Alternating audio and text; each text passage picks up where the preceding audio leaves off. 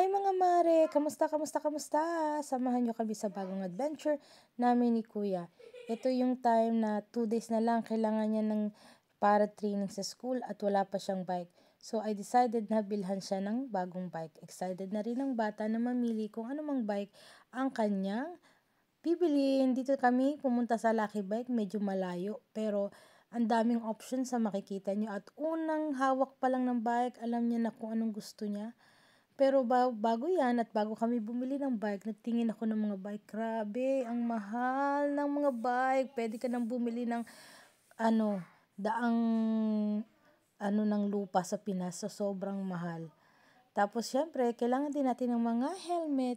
So, kung tutusin, necessity din dito yung paggamit ng bike dito sa Germany kasi isa rin siyang way ng bike friendly dito yung lugar.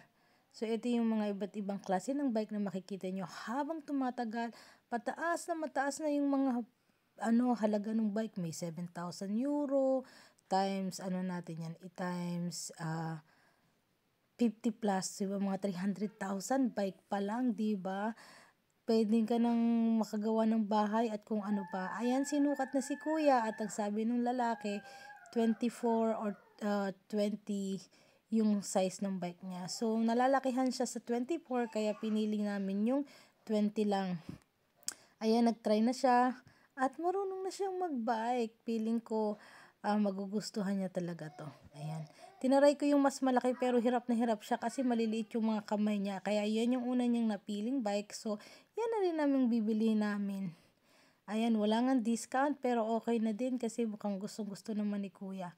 At syempre, bago lumabas ng ang store, ay kailangan mo nang mag-try kung paano siya i-drive. Ayan, si Holly gusto ding magkaroon ng bike kaya pumili na siya at ready to ride na ang ating batuta.